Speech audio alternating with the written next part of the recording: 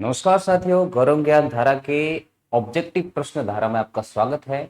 और हम पढ़ रहे हैं ऑप्टिक्स प्रकाशिकी। और पिछली क्लास में हमने जितनी भी प्रकाशिक घटनाएं थी उनके बारे में अध्ययन किया था। जो भी प्रकाशिक घटना के बारे में हमने अध्ययन किया था वो किस कारण से होती है उनका कारण भी बताया था। और जो हमारी ह्यूमन आई जो है, मानव नेत्र, उसमें जो दृष्टि दोष है और उसके क्या क्या पार्ट्स है, कि क्या क्या भाग होते हैं मानव नेत्र में, उनके बारे में हमने अध्ययन किया था। ठीक है ना। तो उसी कड़ी को आगे बढ़ाते हुए आज हम प्रकाशिकी की इसी यूनिट में हम लेंगे डिस्पर्शन ऑफ लाइट। ठीक है ना, कि प्रकाश का डिस्पर्शन जो है या विक्षेपण जिसको कहते हैं वो कैसे होता है। ठीक है ना। तो देखिए, प्रकाश का विक्षेपण अगर हम देखें, प्रकाश का विक्षेपण तो क्या होता है विक्षेपण। विक्षेपण का मतलब होता है, एक तरह से हम देखें तो प्रकाश का अपने अपने घटकों में बिखरना, उसी को हम विक्षेपण कहते हैं। प्रकाश का विक्षेपण जिसको वर्ण विक्षेपण भी कहते हैं, मतलब वर्ण विक्षेपण भी इसको कहते हैं। विक्षेपण कह सकते हैं या वर्ण विक्षेपण। वर्ण मतलब उसके वर्णों में वो क्या होता है, प्रकाश जो है वो विभक्त होता है। ठीक है ना। अब ऐसा किस कारण होता है, देखिए। अब ऐसा जैसे प्रिज्म भी से भी हमने देखा होगा, तो प्रिज्म भी एक ऐसी युक्ति होती है, एक ऐसी डिवाइस है जो ट्रांसपेरेंट होती है, पारदर्शी माध्यम पे होती है, जिसमें दो ऑब्जेक्ट्स जिसमें दो प्लेन जो है किसी एक पर्टिकुलर एंगल पर इंक्लाइंड होते हैं। ठीक है ना। तो ऐसे पारदर्शी माध्यम को या ऐसे क्या बोलते हैं, पारदर्शी माध्यम को हम क्या बोलते हैं, प्रिज्म बोलते हैं, जिसमें दो बार प्रकाश का अपवर्तन होता है। दो बार प्रकाश के अपवर्तन के फलस्वरूप प्रकाश जो है वो क्या होता है, वर्ण, उसका विक्षेपण मिलता है, वो डिस्पर्स होता है। ठीक है ना। तो दो बार प्रकाश के अपवर्तन के फलस्वरूप हमको रेनबो भी देखने को मिलता है। अब रेनबो में क्या होता है कि वो प्रकाश की घटना सिर्फ विक्षेपण के कारण नहीं मिलता। रेनबो जो बनता है, इंद्रधनुष, वो सबसे पहले तो प्रकाश का क्या होता है, अपवर्तन होता है, फिर वर्ण विक्षेपण होता है, और प्रकाश का जो पूर्ण आंतरिक परावर्तन, इन तीनों घटनाओं का एक सम्मिलित रूप होता है। ठीक है ना। चलो वो भी मैं आपको बता दूंगा कि रेनबो कैसे बनता है। तो देखिए, डिस्पर्शन ऑफ व्हाइट लाइट क्या होती है, या डिस्पर्शन ऑफ लाइट किसको बोलते हैं। अब कहने का मतलब ये है, व्हाइट लाइट जो है वो अपने 7 वर्णों में विभक्त हो जाती है। अब वो 7 वर्ण कौन कौन से होते हैं, ये वाले होते हैं, जिसको विब ग्योर या बेनिया पीनाला आप जैसे भी याद रखते हैं वैसे होता है। ठीक है ना।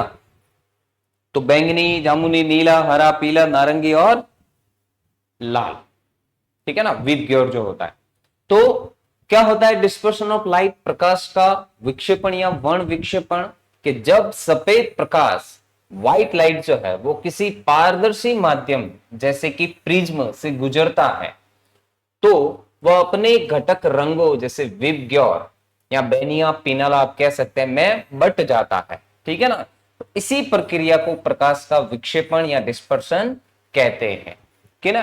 तो जब कोई पारदर्शी माध्यम में एंटर करती है लाइट, मतलब कोई ट्रांसपेरेंट मीडियम में जब लाइट एंटर करती है और वो अपने ही कंपोनेंट्स में अगर क्या होती है, स्प्लिट होती है, तो splitting of light into its components is called dispersion of light. मतलब स्प्लिटिंग ऑफ लाइट,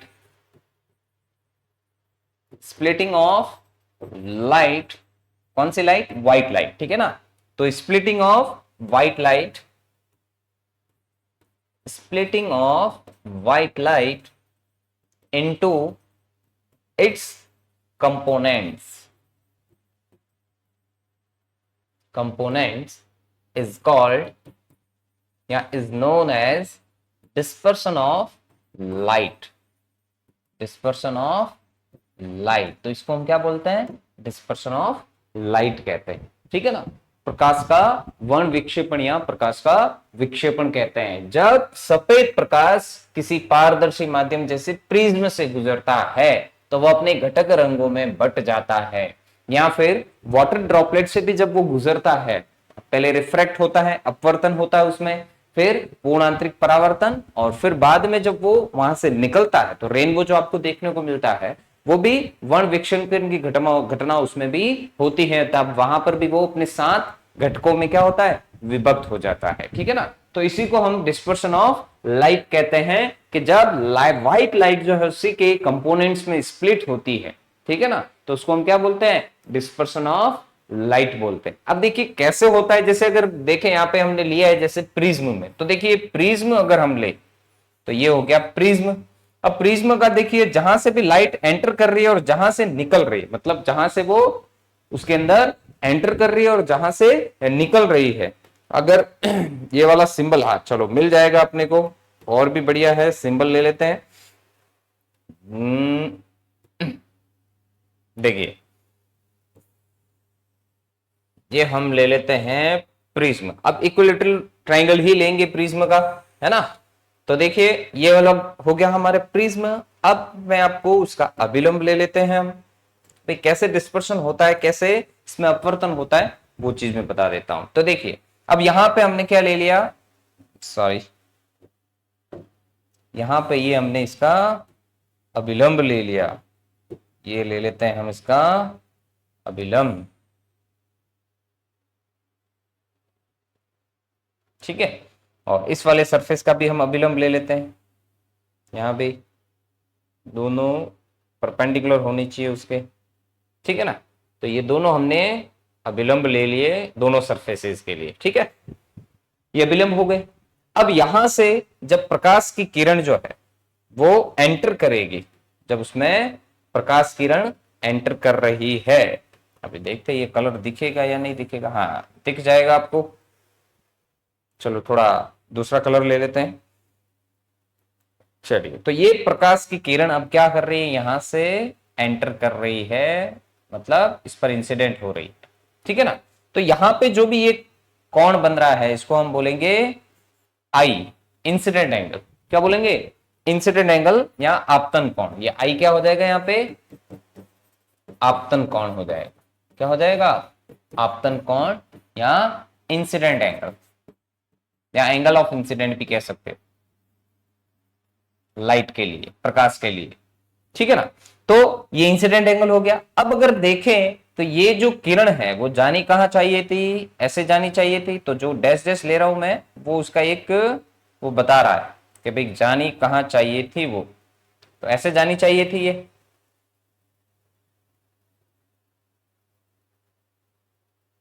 ये देखिए, तो जानी तो ऐसे चाहिए थी, लेकिन अब प्रिज्म, क्योंकि यहां पे अगर देखें तो ये वाला जो एंगल है इसको हम बोलते हैं एंगल ऑफ प्रिज्म ए।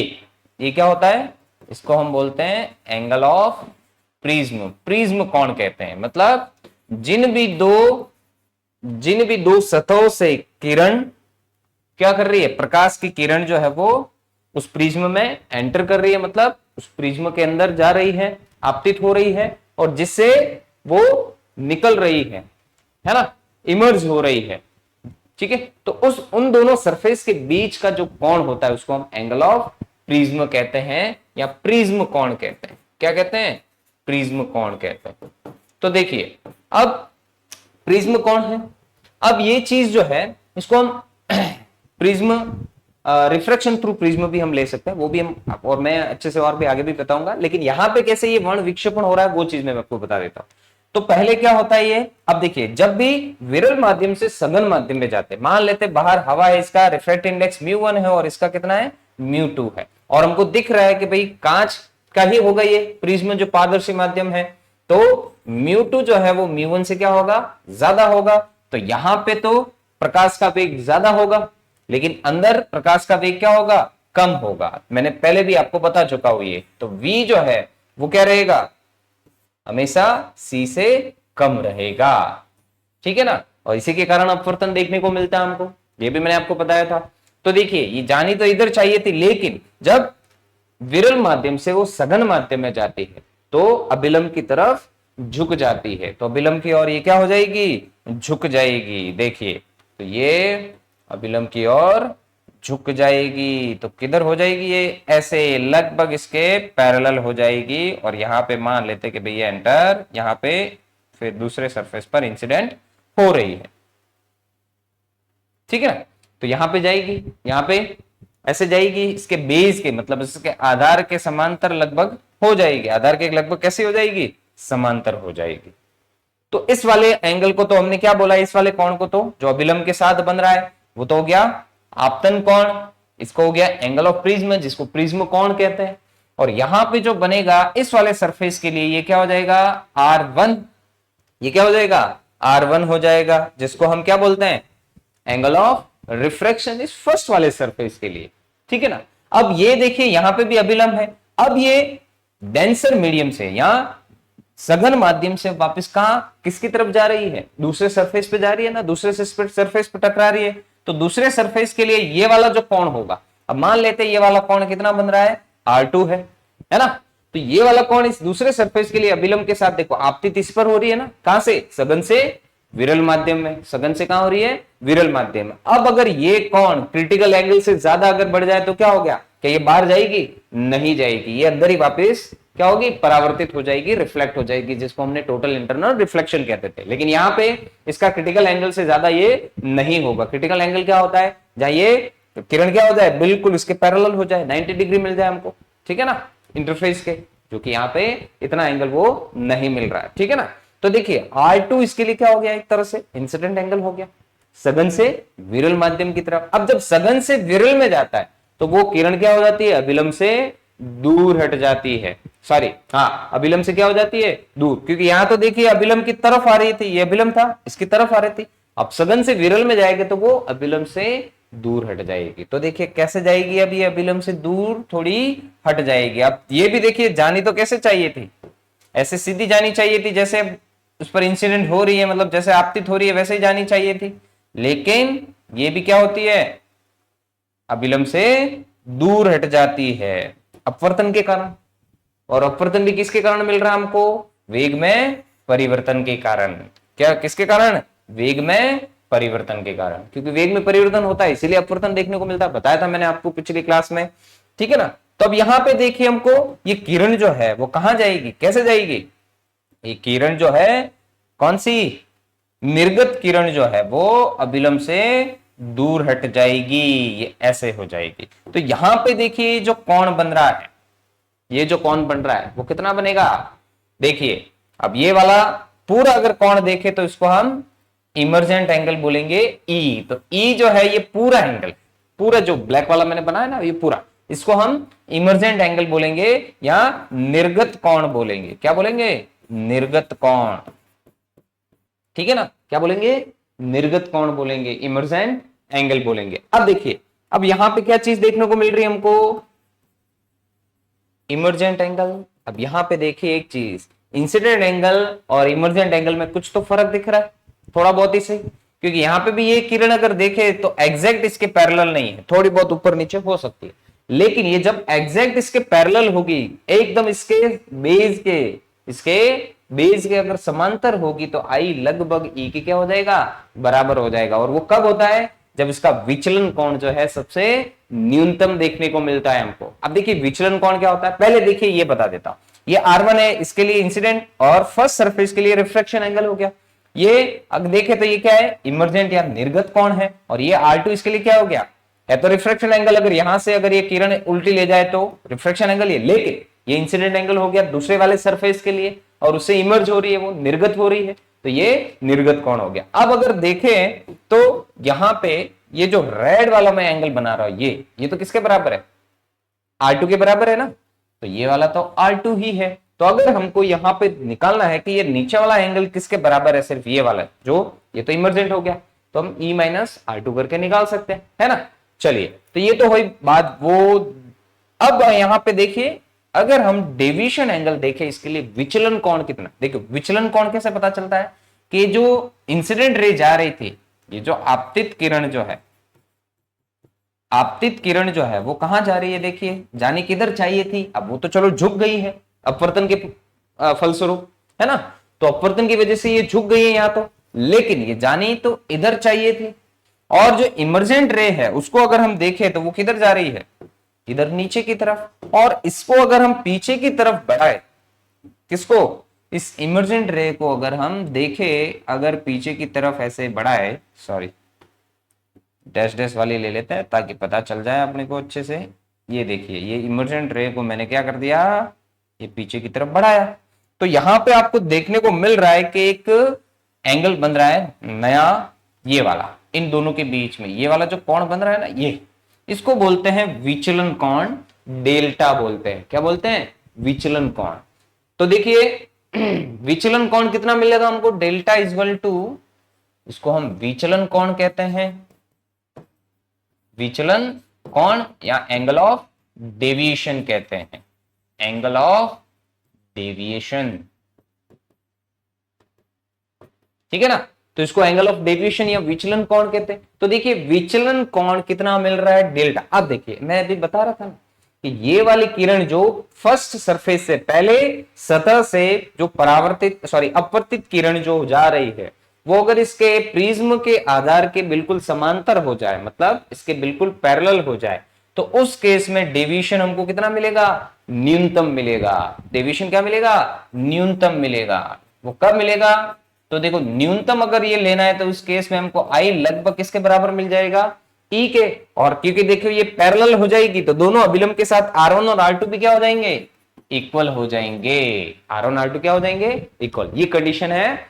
अब देखिए ये तो मैंने वो चीज बताई, लेकिन डिस्पर्सन कैसे होता है इसमें, अपवर्तन ऐसे भी होगा, लेकिन जब यहां पे मान लेते हैं कि ये श्वेत प्रकाश है, कैसा है, श्वेत प्रकाश है, तो श्वेत प्रकाश की वजह से यहां पर क्या मिलता है हमको, क्या चीज देखने को मिलती है कि यहां से ये थोड़ा थोड़ा इसका विभक्षण हमको देखने को मिलना स्टार्ट हो जाता है। फिर अलग अलग कलर की यहाँ पे लाइट जो है वो हमको देखने को मिलती है, एक स्पेक्ट्रम हमको देखने को मिलता है।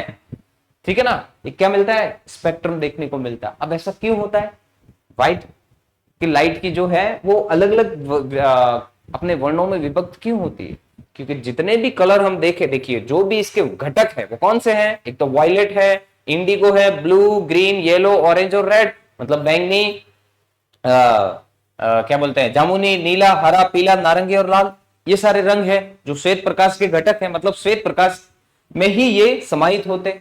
अगर इन सबको मिला दिया जाएगा, इन सब रंगों को मिला दिया जाए तो श्वेत प्रकाश ही आपको देखने को मिलेगा। या फिर इन रंगों को एक न्यूटन रिंग करके एक एक्सपेरिमेंट है, अगर एक कोई भी एक रिंग लो, आप एक डिस्क ले लो, उस पर ये सारे कलर जो है साथ लगा के और उसको अगर स्पीड से आप रोटेट करोगे तो आपको कोई भी कलर जो इनमें से देखने को नहीं मिलेगा, वो एक व्हाइट कलर ही आपको देखने को मिलेगा। लेकिन अब वो एग्जैक्टली व्हाइट या थोड़ा ऑफ व्हाइट देखने को मिल सकता है अगर ये सारे कलर सेम जो है वैसे ही लेते हैं एग्जैक्ट इनकी कलर।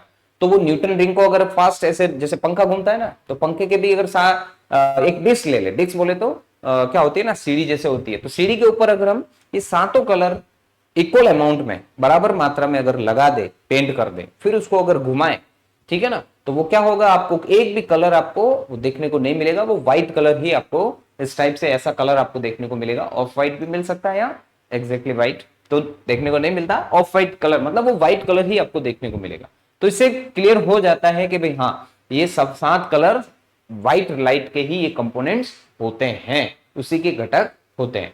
तो जब प्रिज्म से ये गुजरता है तो उसके क्या मिलते हैं हमको, अलग अलग रंगों में वो विभक्त हो जाता है। इसी को बोलते हैं प्रकाश का क्या बोलते हैं, प्रकाश का वर्ण विक्षेपण। ठीक है ना, तो प्रकाश का वर्ण विक्षेपण ऐसे देखने को मिलता है। और प्रिज्म में क्या कैसे डेविएशन वगैरह हमको चीज देखने को मिलती है वो मैंने बता दिया। ठीक है ना, चलो यहां पे मैं एक छोटा सा और डायग्राम बना देता हूं ताकि वो वर्ण विक्षेपण वाली चीज आपको पता चल जाए। तो यहां पे देखिए ये अभिलंब हो गया, यहां से अगर श्वेत प्रकाश अगर आपतित होता है, श्वेत प्रकाश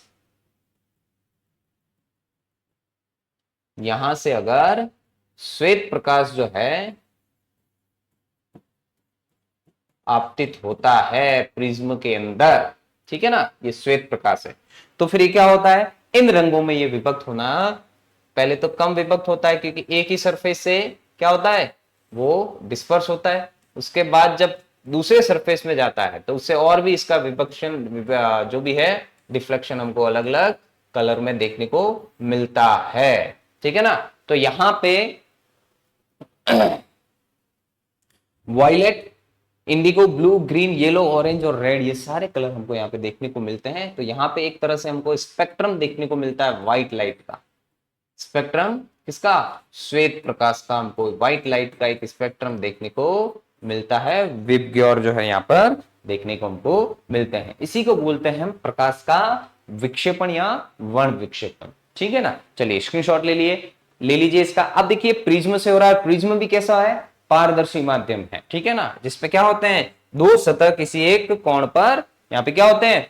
व्यवस्थित होते हैं। ठीक है ना। उस कोण को हम क्या बोलते हैं? एंगल ऑफ प्रिज्म या प्रिज्म कोण कहते हैं। और ई जो है वो कौन सा है? निर्गत कोण, इमर्जेंट एंगल कहते हैं। डेल क्या होता है? विचलन कोण होता है कि कितनी प्रकाश की लाइट जो है वो विचलित हुई है, किसके कारण? इस प्रिज्म के कारण, उसको हम विचलन कोण कहते हैं। तो हर एक कलर के लिए विचलन कोण क्या मिलेगा?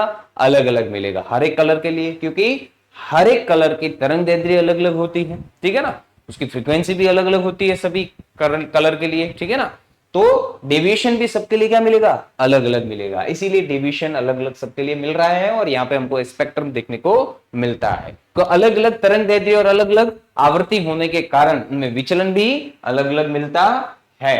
ठीक है ना, इसीलिए यहाँ पे हमको विक्षेपण देखने को मिलता है कि प्रकाश जो है, श्वेत प्रकाश जो है अपने ये घटकों में विभक्त होता है। चलिए स्क्रीनशॉट ले लीजिए इसका।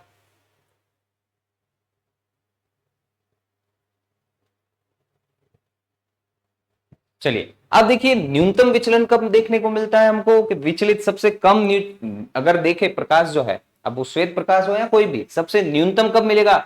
जब अगर ये जो पहले सरफेस से, पहली सतह से, प्रिज्म की पहली सतह से जो भी ये अपवर्तित किरण जा रही है वो अगर इसके बेस के एग्जैक्ट पैरेलल हो जाए, मतलब उसके समांतर हो जाए प्रिज्म के आधार के, तब हमको विचलन कोण जो है न्यूनतम मिलता है। और किस कंडीशन में? जब उस कंडीशन में क्या होगा? आई जो है ई के बराबर होगा, मतलब जितना इंसिडेंट एंगल उतना ही इमर्जेंट एंगल उसके बराबर हो जाएगा। और उस केस में R1 और R2 क्या मिल जाएंगे हमको? इक्वल मिल जाएंगे। ठीक है ना, तो ये होता है वर्ण विक्षेपण। अब ये किसके कारण होता है? क्या बताया? तो मैंने भी बताया कि सभी कलर की तरंगदैर्ध्य अलग अलग होती है, तो उनका अपवर्तन की मात्रा भी अलग अलग मिलती है, इसलिए विचलन भी हमको अलग अलग देखने को मिलता है।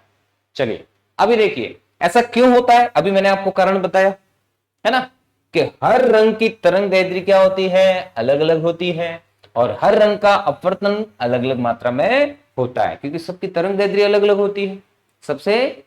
सबकी तरंगदैर्ध्य क्या होती है? अलग अलग होती है, और सबका तो अलग अलग तरंगदैर्ध्य है उनकी, है ना। तो विचलन भी या रिफ्रैक्शन भी उनका क्या मिलेगा? रिफ्रैक्शन का जो मात्रा है, मतलब रिफ्रैक्शन का जो अमाउंट है वो भी क्या मिलेगा? अलग अलग मिलेगा, डिफरेंट मिलेगा। अलग अलग रिफ्रैक्शन होगा सभी वेवलेंथ की लाइट का, रिफ्रैक्शन भी हमको अलग अलग मिलेगा। तो विचलन जो मिल रहा है हमको, विचलन कोण जो न्यूनतम है या अधिकतम है, ठीक है ना, तो विचलन कोण भी हमको अलग अलग मिलेगा। इसीलिए देखिए बैंगनी वॉयलेट जो है सबसे ज्यादा मुड़ता है। मतलब सबसे ज्यादा कौन सा मुड़ रहा है? ये देखिए सबसे ज्यादा यहाँ पे ये वाली लाइट देखो, सबसे नीचे कौन सी दिख रही है हमको? तो यहाँ पे हमको वॉयलेट देखने को मिलेगा, बैंगनी। कौन सा? बैंगनी। तो सबसे ज्यादा बैंगनी मुड़ेगा, ठीक है ना। और सबसे कम कौन सा मुड़ेगा? रेड, लाल। तो लाल सबसे कम मुड़ता है, क्योंकि लाल की तरंगदैर्ध्य अधिक होती है। लाल की तरंगदैर्ध्य क्या होती है? अधिक होती है, तो वो सबसे कम मुड़ता है। और बैंगनी जो है वो सबसे ज्यादा उसमें विचलन देखने को मिलता है। तो सबसे कम विचलन किसमें मिलता है? अगर श्वेत प्रकाश के घटकों में अगर कलर देखे, उस रंग की प्रकाश देखे, तो लाल का सबसे कम विचलन होता है। कम विचलन किसका होता है? लाल का। और अधिक विचलन किसका होता है? सबसे बैंगनी का। तो सबसे अधिक अगर विचलन देखे तो वो हमको बैंगनी का देखने को मिलता है, और सबसे कम विचलन जो है वो किसका? लाल का देखने को मिलता है। ठीक है ना, तो इसीलिए लाल जो है वो सबसे कम उड़ता है। सबसे रेड जो है लिस्ट डेविएशन होता है इसमें, इन कलर्स में सबसे कम डेविएशन होता है। ठीक है ना, और ये मोस्ट डेविएशन इसमें मिलता है। ठीक है ना, सबसे ज्यादा। ठीक है, अब देखिए तो ऐसा क्यों होता है, पता चल गया आपको कि भाई विक्षेपण क्यों मिलता है हमको श्वेत प्रकाश का, किसके कारण? क्योंकि जितने भी वर्ण इसके हैं प्रकाश के, श्वेत प्रकाश के, ठीक है ना, विबग्योर जिसको हम लेते हैं, तो हर एक की तरंगदैर्ध्य क्या है? अलग अलग होती है। सबसे ज्यादा तरंगदैर्ध्य किसकी होती है? लाल की। और सबसे कम तरंगदैर्ध्य किसकी होती है? बैंगनी की। तो उसका बैंगनी का सबसे ज्यादा विचलन देखने को मिलता है हमको, क्योंकि इसका रिफ्रैक्शन भी हमको ज्यादा देखने को मिलेगा, है ना, सबसे ज्यादा रिफ्रैक्ट होती है। मतलब बैंगनी रंग की वेग सबसे कम होता है प्रिज्म में जाने के बाद, मतलब सबसे कम इसका वेग, इसी का सबसे कम वो प्रिज्म करता है बैंगनी रंग का। और सबसे कम वेग में परिवर्तन किसका होगा? लाल का। इसीलिए रेड जो है लिस्ट डेविएट होती है, और ये मोस्टली डेविएट बैंगनी हमको सबसे ज्यादा मुड़ता हुआ दिखाई देता है। ठीक है ना, तो सबसे ज्यादा जो नीचे अगर देखे तो वॉयलेट दिखेगा, ऊपर रेड देखने को मिलेगा। अब देखिए इसके उदाहरण क्या है। अगर हम उदाहरण देखें, क्योंकि वर्ण विक्षेपण के कारण ही अभी मैंने बताया था कि आपको इंद्रधनुष भी देखने को मिलता है, रेनबो, है ना, और प्रिज्म से निकलने वाले रंगों का स्पेक्ट्रम भी हमको देखने को मिलता है। ये देखिए, अब स्पेक्ट्रम क्या होता है?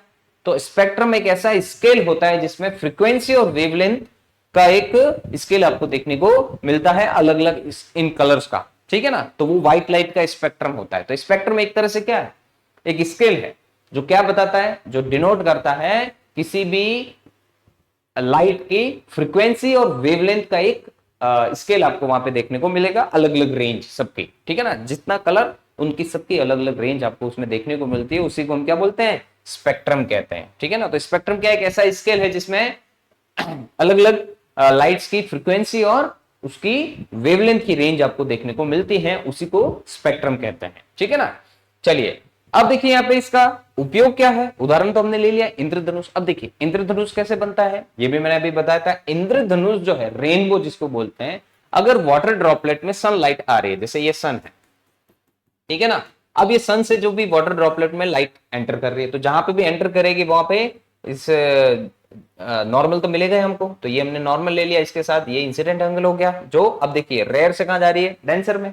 अब जब नॉर्मल से अब जानी तो ये इधर चाहिए थी, लेकिन ये क्या हो जाएगी? थोड़ी झुक जाएगी इधर की तरफ, तो इसको हम बोलते हैं एंगल ऑफ रिफ्रैक्शन। अब क्या होता है, जब वाटर ड्रॉपलेट बहुत छोटी होती है, सन से इसके साथ देखे तो एंगल वैसे ही ज्यादा ही होता है। ये जो इंसिडेंट एंगल, सॉरी हाँ, क्रिटिकल एंगल से ज्यादा ही देखने को मिलेगा, क्योंकि ड्रॉपलेट बहुत छोटी है और सनलाइट जो है वो तो कंटिन्यू फैला रहा है। तो यहाँ पे क्या होगा, जब यहां से ये इधर इंसिडेंट करती है, जब और डेविएट हो जाती है, ठीक है ना, तो यहाँ पे इस वाले सरफेस पे इसका अगर नॉर्मल हम ले जहां पे भी, तो ये वाला एंगल क्रिटिकल एंगल से क्या होता है? ज्यादा होता है। तो वो इंटरनली क्या होती है? सिर्फ रिफ्लेक्ट होती है, मतलब बाहर नहीं निकलती है। फिर यहां से देखो, यहां पे तो हमको क्या मिल रहा है? रिफ्रैक्शन मिल रहा है। क्या मिल रहा है? रिफ्रैक्शन, अपवर्तन। अपवर्तन की घटना देखने को मिल रही है कि यहाँ पे अगर वेग v था तो यहाँ पे c था, तो यहाँ पे क्या हो जाएगा? वेग v हो जाएगा, क्योंकि वाटर ड्रॉपलेट पूरी भरी हुई है पानी से, डेंसर मीडियम है, उसके कंपैरिजन में बहुत छोटी अगर वाटर ड्रॉपलेट आ गई बीच में, तो लाइट क्या होगी? पहले तो रिफ्रैक्ट होगी, वेग में उसका परिवर्तन होगा, और वेग में मतलब यहाँ पे धीरे चलेगी उसके कंपेरिजन में पानी के अंदर। फिर यहाँ पे क्या होता है? क्रिटिकल एंगल से एंगल जब ज्यादा बढ़ जाता है, क्योंकि बहुत छोटी है, तो वैसे ही आपको पता है कि अंदर जाके जब मुड़ेगी तो वो क्रिटिकल एंगल से इंसिडेंट एंगल क्या होगा? लगभग ज्यादा ही देखने को मिलेगा। जैसे डायमंड में होता है, एक बार इसको अंदर अगर लाइट एंटर करती है तो वो इंटरनली रिफ्लेक्ट होती जाती है, मल्टीपल रिफ्लेक्शन होता है, ठीक है ना, बहुत बार। फिर यहाँ पे क्या हो रहा है? यहाँ पर हमको पूर्ण आंतरिक परावर्तन देखने को मिल रहा है। क्या मिल रहा है? पूर्ण आंतरिक परावर्तन, जो कि मैंने बताया था पूर्ण आंतरिक परावर्तन क्या होता है। तो पूर्ण आंतरिक परावर्तन के फलस्वरूप फिर यहां से ये पूर्ण आंतरिक परावर्तित हुई, फिर यहां पे आपको क्या देखने को मिलता है? इसका वर्ण विक्षेपण देखने को मिलता है। तो सबसे ज्यादा कौन सी मुड़ेगी? वॉयलेट, और सबसे कम रेड। तो ये वाला ऐसे रेनबो हमको देखने को मिलता है, ठीक है ना। तो रेनबो एक ऐसी घटना है, रेनबो एक ऐसा इंसिडेंस है जो तीन इंसिडेंट ऑफ लाइट्स, जो तीन इंसिडेंट्स ऑफ लाइट का कॉम्बिनेशन होता है। फर्स्ट कौन सा है? Refraction, second total internal reflection, और थर्ड जो है यहाँ पे क्या हो रहा है? वर्ण विक्षेपण हो रहा है, डिस्पर्शन हो रहा है। क्या होता है? विक्षेपण, डिस्पर्शन हो रहा है। यहाँ पे क्या हो रहा है? डिस्पर्शन। तो ये तीन घटना एक साथ जब होती है तब हमको इंद्रधनुष या रेनबो देखने को मिलता है, ठीक है ना। और प्रिज्म से निकलने वाले रंगों का स्पेक्ट्रम देखो, यहाँ पे भी स्पेक्ट्रम देखने को मिल रहा है, क्योंकि वॉयलेट की वेवलेंथ सबसे क्या होगी? कम, इसकी वेवलेंथ सबसे कम होगी वॉयलेट की, और रेड की वेवलेंथ सबसे ज्यादा। तो अगर हम देखें तो डेल्टा लैम्डा आर जो है वो लैम्डा वी से ज्यादा मिलेगी, मतलब राल की बाकी सभी कलरों से ज्यादा मिलेगी, ठीक है ना। तो देखिए अब इसके उपयोग क्या क्या है। तो स्पेक्ट्रोस्कोपी में है, स्पेक्ट्रोस्कोपी में भी इसका यूज किया जाता है, ठीक है ना। अब स्पेक्ट्रोस्कोपी आप मैंने पहले भी आपको बताया था, यहाँ ये किस में यूज किया जाता है, जब वेव वाला चैप्टर बताया था तब, ठीक है ना, उसमें भी यूज किया जाता है। और प्रकाश के गुणों का अध्ययन करने में, अब प्रकाश के गुणों का मतलब जब विभक्त हो रही है अलग अलग कलर में, तो अलग अलग कलर के हमको क्या है, अलग अलग गुण होंगे इनके, क्योंकि किसी की वेवलेंथ ज्यादा है, किसी की वेवलेंथ कम है, किसी की फ्रीक्वेंसी ज्यादा है, किसी की फ्रीक्वेंसी कम है, मतलब उसमें भी एक अलग अलग है। व्हाइट लाइट है, लेकिन व्हाइट लाइट जब विभक्त हो रही है अपने वर्णों में, तो उनमें भी उनके अलग अलग गुण हमको देखने को मिलते हैं कि भाई लाल का कुछ अलग गुण देखने को मिल रहा है, लाल ज्यादा दूर तक ट्रैवल कर सकती है क्योंकि वेवलेंथ ज्यादा है, लेकिन वायलेट जो है ज्यादा दूर तक ट्रैवल नहीं करती। ब्लू जो है वो देखो स्काई ब्लू की दिखाई देता है, वहां तक वो जाके स्प्रेड हो जाती है, फैलती है, ठीक है ना, लेकिन वायलेट तो ऊपर ही स्प्रेड हो जाती है, वो हमको इतना ऊंचा दिखाई देता नहीं है। ब्लू जो है उस स्काई या आसमान जो नीला दिखाई देता है ना, तो वहां पे सिर्फ नीला रंग जो है, जो ब्लू हम कहते हैं, ठीक है ना, नीला रंग ही वहां पे स्कैटर्ड होता हुआ हमको दिखता है, बाकी सारे तो अर्थ में क्या हो जाते हैं, उनकी वेवलेंथ इतनी है कि वो अर्थ में जाके ऑब्जर्व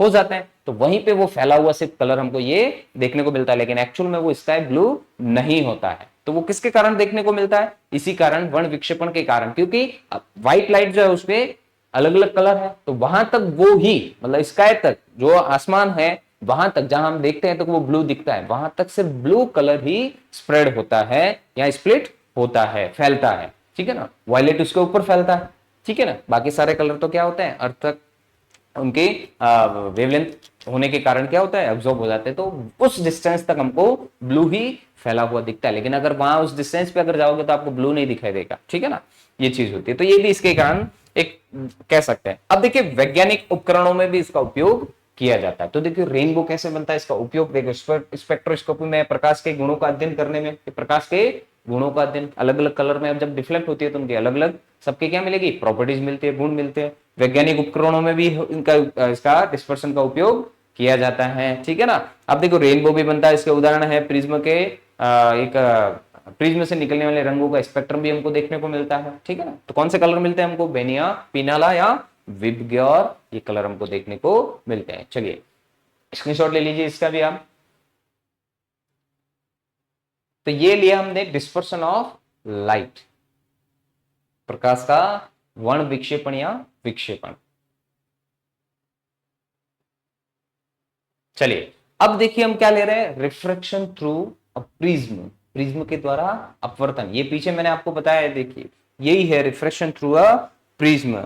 अगर इसको अगर सिलेक्ट करें तो नहीं हो पाएगा सिलेक्ट, चलिए तो आगे चलते हैं। चलो उधर भी मैं आपको बताता हूं, देखो refraction through a prism, prism द्वारा अपवर्तन, प्रिज्म द्वारा अपवर्तन मैंने पहले ही आपको वैसे ही समझा दिया है। तो देखिए क्या चीज देखने को मिल रही है कि प्रिज्म एक पारदर्शी अपवर्तक माध्यम होता है, आमतौर पर कांच लेते हैं होता है, जो एक कोण पर झुकी हुई दो समतल सतहों से घिरा होता है। अभी मैंने आपको बताया था कि प्रिज्म में क्या होता है, चलिए जैसा ये बोल रहा है वैसे ही हम ले लेते हैं। ये हो गया आपके वो प्रिज्म, ठीक है ना, ये देखिए ये प्रिज्म हो गया। अब यहाँ पे क्या चीज देखने को मिल रही है, प्रिज्म एक पारदर्शी अपवर्तक माध्यम है, पारदर्शी माध्यम ही होता है, ठीक है ना। आमतौर पर कांच लेते हैं, मान लीजिए कांच का बना हुआ है तो इसका रिफ्रैक्टिव इंडेक्स अलग होगा और बाहर μ1 होगा, अभी मैंने आपको थोड़ी देर पहले उधर भी बताया था, ठीक है ना। आमतौर पर कांच एक कोण पर झुकी हुई दो समतल सतह, देखिए एक ही कोण पर, जिसको हम कौन सा एंगल कहते हैं, ए एंगल ऑफ प्रिज्म, पीछे बताया था मैंने, किसी कोण पर झुकी हुई दो समतल सतहों से घिरा होता है, ठीक है ना। तो क्या है, a prism is a transparent reflecting medium, usually कौन सा लेते हैं हम, ग्लास लेते हैं, ठीक है ना। अब ऐसा नहीं कि ग्लास ही ले, मतलब प्रिज्म का शेप का ट्रांसपेरेंट अगर कोई पॉलीथीन ले इस टाइप से और उसमें अगर पानी भर दे तो वो भी एक ट्रांसपेरेंट मीडियम प्रिज्म की तरह ही वर्क करेगा, ठीक है ना।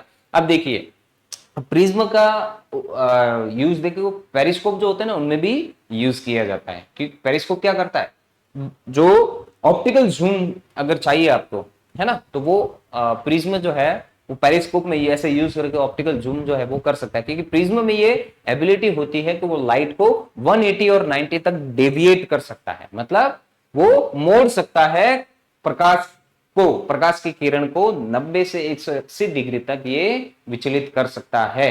तो इसीलिए पेरिस्कोप में आजकल अगर आप मोबाइल में अगर देखें तो पेरिस्कोप का यूज किया जाता है ऑप्टिकल जूम को बढ़ाने के लिए। ऑप्टिकल जूम और पिछले अगर आप देखें तो पेरिस्कोप में टेलीस्कोपिक लेंस का यूज किया जाता था। तो टेलीस्कोपिक लेंस में क्या होता है कि उसमें डिजिटल जूम आपको देखने को मिलता है कि डिजिटली जो सॉफ्टवेयर है वो कितना जूम कर रहा था, उससे क्या होता है पिक्सल साइज जो है वो थोड़ी पिक्चर की क्वालिटी जो है वो डल हो जाती है, मतलब पिक्सल्स क्वालिटी कम मिलती है आपको। लेकिन पेरिस्कोप में क्या रहता है कि ये ऑप्टिकल जूम आपको प्रोवाइड ज्यादा करता है, ठीक है ना, कि 90 से 180। अब पेरिस्कोप में देखिए मोबाइल तो बहुत पतला रहता है, पेरिस्कोप के लिए जगह ज्यादा चाहिए, तो पेरिस्कोप में प्रिज्म इसीलिए यूज किया जाता है कि जो लाइट एंटर कर रही है उसको 90 डिग्री तक वो डेविएट करके आपको ऑप्टिकल जूम प्रोवाइड कर सके। क्योंकि अगर मोबाइल को अगर पेरिस्कोप को ऐसे लगाना चाहे तो उसके लिए जगह ज्यादा चाहिए, अब मोबाइल को इतना मोटा तो कर नहीं सकते, तो इसीलिए पेरिस्कोप को क्या है परपेंडिकुलर उसके रखते हैं, जहां पे भी लेंस के लिए लाइट एंटर होती है उसको पैरेलल उसके परपेंडिकुलर रखते हैं। और वहां प्रिज्म होता है, जैसे लाइट इस प्रिज्म में एंटर करके उसको ऑप्टिकल जूम आपको ज्यादा प्रोवाइड करता है ताकि पिक्सल क्वालिटी जो है वो अच्छी देखने को मिले, ठीक है ना। तो ये इसमें प्रिज्म का उसमें भी यूज किया जाता है। चलिए, तो प्रिज्म क्या है, एक पारदर्शी अपतक माध्यम है, आमतौर पर कांच होता है जो एक कोण पर झुकी हुई दो समतल सतहों से घिरा होता है, ठीक है ना। मतलब एक prism is a transparent reflecting medium, usually glass, हम ग्लास का यूज करते हैं, bounded by two plane surface inclined at an angle. किससे होता है, bounded by two inclined surface, ठीक है ना।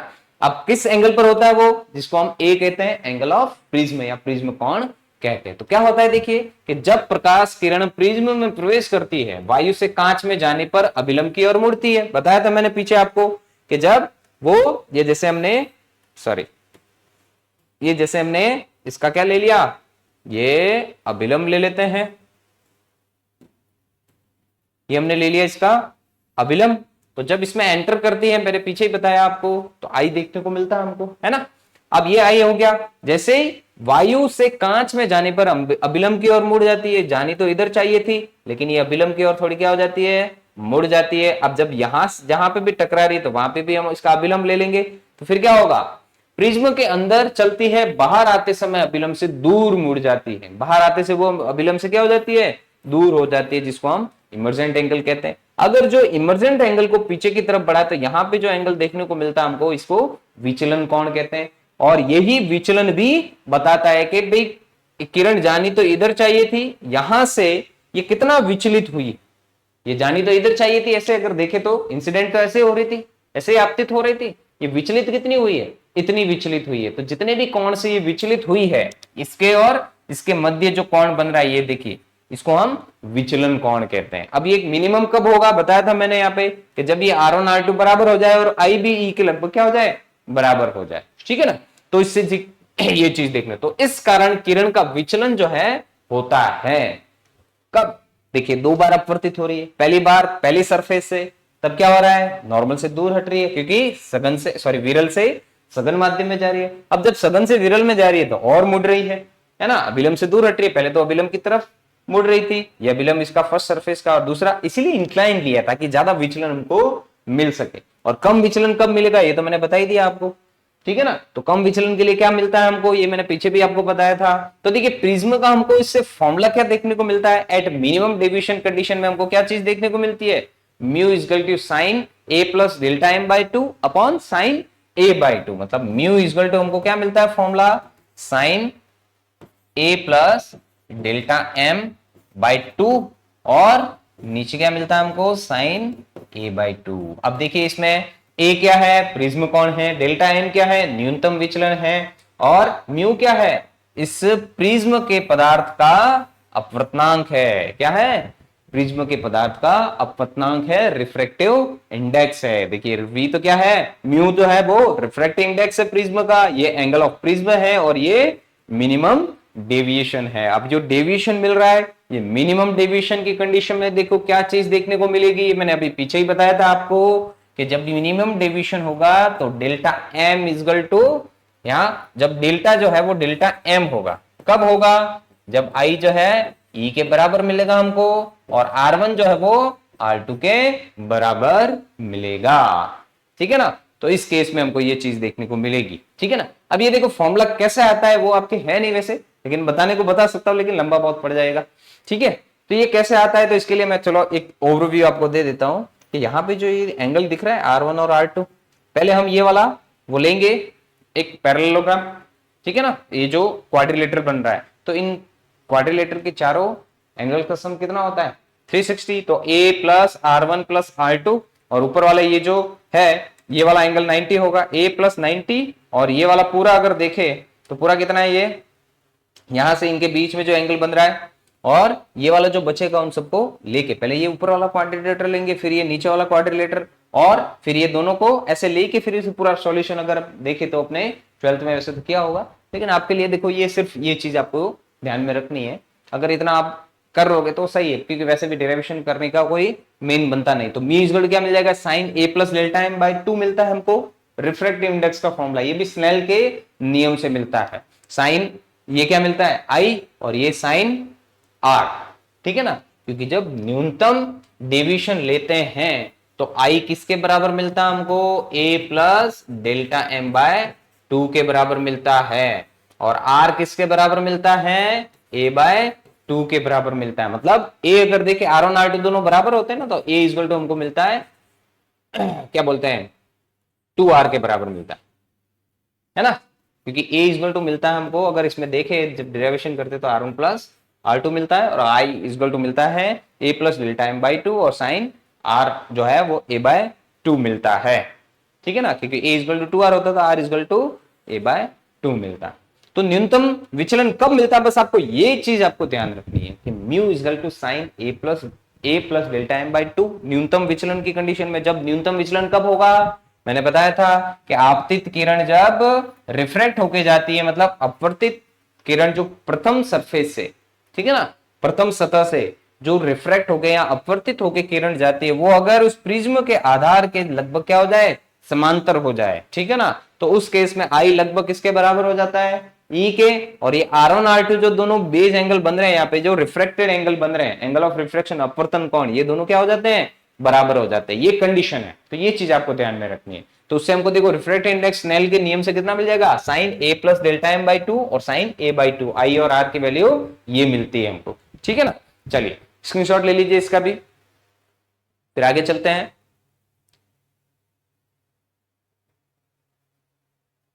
देखिए अब न्यूनतम विचलन की स्थिति में क्या मिलता है हमको, कंडीशन एट मिनिमम डेविएशन, यही मैंने बताया था। देखिए आई जो है वो क्या मिल जाता है, ई के बराबर मिलता है, आई जो है वो ई के बराबर, ये देखिए आई जो है वो ई के बराबर, और आई जो है वो ई के बराबर, क्योंकि जब ये आधार के बराबर हो जाएगी तो दोनों R1 R2 क्या मिल जाएंगे, सेम मिल जाएंगे। तो देखिए आई जो है ई के बराबर मिलता है, और उसी न्यूनतम विचलन की कंडीशन में R1 जो है R2 के बराबर मिलता है, और किरण का पथ जो है सममित होता है, ठीक है ना।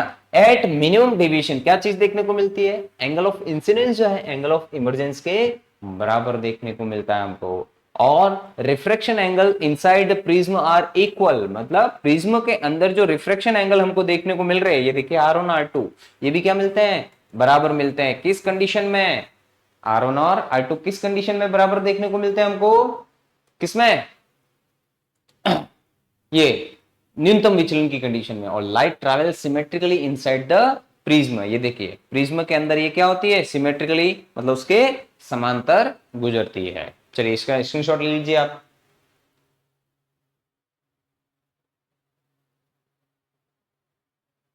और ये अपन ने लिया है कंडीशन फॉर मिनिमम डेविएशन। तो देखिए मिनिमम डेविएशन की कंडीशन में हमको स्नेल के नियम से रिफ्रैक्टिव इंडेक्स कितना मिलता है, साइन डेल्टा एम प्लस ए बाय 2 और साइन ए बाय 2, मतलब आई कितना मिल रहा है, डेल्टा एम प्लस ए बाय 2, और आर कितना मिल रहा है, तो अगर देखे तो चलो मैं बता ही देता आपको, a plus delta M by 2 मिलता है आई तो, और r कितना मिलता है, a बाय 2 मिलता है, ठीक है ना। तो ये चीजें हैं कुछ जो आपको ध्यान में रखनी है, ठीक है ना, ये कि किस केस में ये चीज मिल रही है हमको, किस केस में ये चीजें मिल रही है।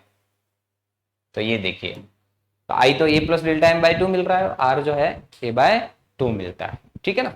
तो हमको रिफ्रैक्टिव इंडेक्स का जो फॉर्मूला मिलता है, किसका, रिफ्रैक्टिव इंडेक्स का, इस प्रिज्म के अपवर्तनांक का, तो वो कितना मिल रहा है, mu equal to sine delta M plus A by 2 और साइन ए बाई 2।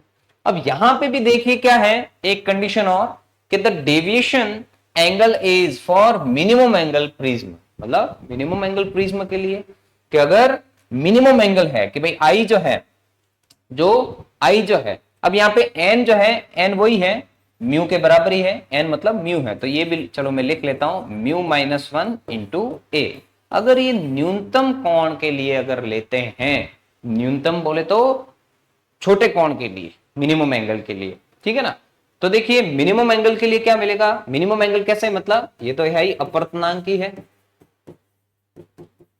प्रिज्म से जब वो अपवर्तन हो रहा है, और ये अगर रिफ्रैक्टिव इंडेक्स का फॉर्मूला मिल रहा है अपवर्तनांक का, म्यू का या एन जो भी हमने लिया, एन यहाँ पे म्यू वही एक ही चीज है, ठीक है ना, कई जगह पे एन भी लेते हैं, कई जगह पे म्यू भी लेते हैं। अगर मिनिमम एंगल का मतलब है कि आई जो है वो क्या है, मिनिमम है, छोटा है, और आर भी क्या है, छोटा है,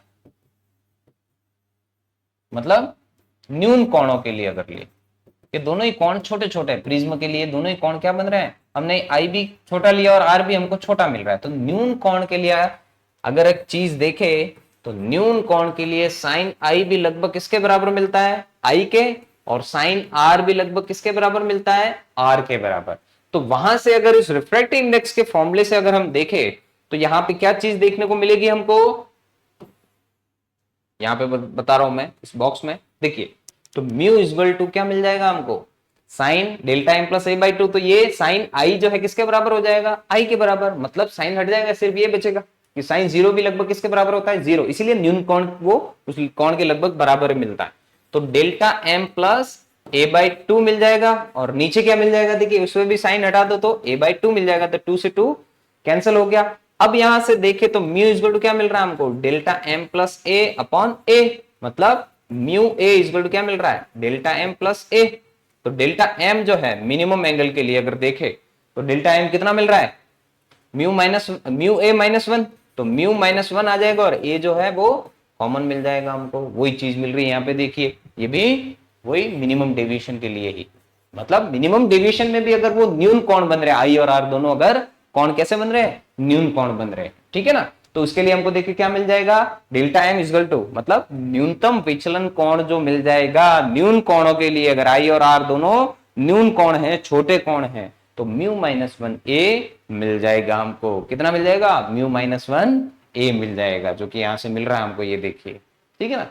चलिए इसका भी स्क्रीनशॉट ले लीजिए। अब देखो ये कंडीशंस आपको जो ध्यान में रखनी है कि न्यूनतम विचलन के लिए क्या चीज मिलती है और वही न्यून कोण के लिए क्या मिलती है, तो इन पर बेस्ड क्वेश्चन आपको मिल सकता है प्रिज्म के अपवर्तन के बेसिस पर। चलिए स्क्रीनशॉट ले लीजिए इसका।